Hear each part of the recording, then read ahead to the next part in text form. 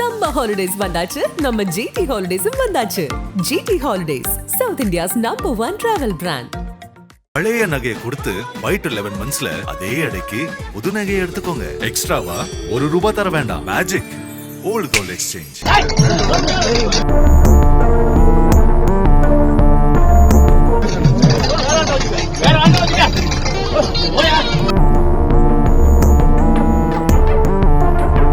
புதுக்கோட்டை மாவட்டம் அறந்தாங்கி சட்டமன்ற தொகுதி திமுகவுக்கு சாதகமான தொகுதியாக இருந்தாலும் 2011 தேர்தலில் திமுகவின் உதயம் சண்முகம் என்பவர் வெற்றி பெற்ற பிறகு அடுத்த 2 சட்டமன்ற தேர்தல்களில் கூட்டணி கட்சியான காங்கிரசின் திருநாவுக்கரசரின் மகன் ராமச்சந்திரனுக்கு ஒதுக்கப்பட்டது. ஒருமுறை தோல்வியடைந்த ராமச்சந்திரன் பின்னர் வெற்றி பெற்று தற்போது எம்எல்ஏவாக உள்ளார். திமுக தொண்டர்கள் தொகுதியை உழைப்பால் வளர்த்து வைத்திருந்தாலும் தலைமை திருநாவுக்கரசரின் மகனுக்கு ஆதரவாக தொகுதியை ஒதுக்குவதாக திமுகவினர் குற்றம் சாட்டி வந்தனர். இதில் முன்னாள் எம்எல்ஏ உதயம் சண்முகம் வெளிப்படையாகவே பேசி வருகிறார். நடந்து முடிந்த நாடாளுமன்ற தேர்தலின் போது ராமநாதபுரம் வேட்பாளர் நவாஸ்கனியின் அறிமுக கூட்டத்தில் அமைச்சர்கள் ரகுபதி, மெய்யநாதன், ராஜகண்ணப்பன் முன்னிலையில் நாங்கள் தொகுதியை வளர்த்து வைத்திருக்கிறோம், ஆனால் தேர்தலில் கூட்டணி சின்னத்தில் ஓட்டு கேட்கிறோம். 2026 அறந்தாங்கியில் உதயசூரியன் சின்னத்தில் ஓட்டு கேட்கும் வகையில் தொகுதியை மீட்க வேண்டும், இல்லையெனில் அறிவாலயம் நோக்கி போவோம் என உதயம் சண்முகம் பேசியிருந்தார். அமைச்சர் ரகுபதி தலைமையிடம் பேசி தொகுதியை திமுகவுக்கு பெற்றுத் தருவதாக உறுதியளித்தார். பின்னர் ஒரு பொதுக்கூட்டத்தில் உதயம் சண்முகம் பேசுகையில் 2011-16 நான் கொண்டு வந்த பணிகளே இப்போது பயன்படுகின்றன. RDO அலுவலகம் தொடங்கினேன், ஆனால் இப்போது ஒரு அலுவலகம் கூட கட்டப்படவில்லை.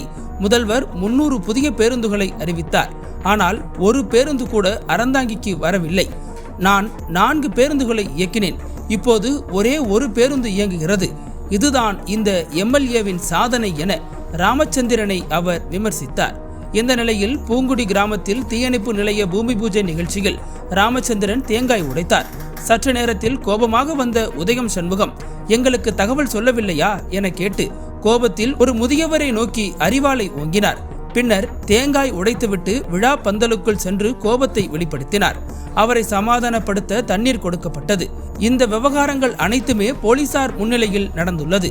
இந்த வீடியோ காட்சிகள் தற்போது வெளியாகி வைரலாகி வருகிறது.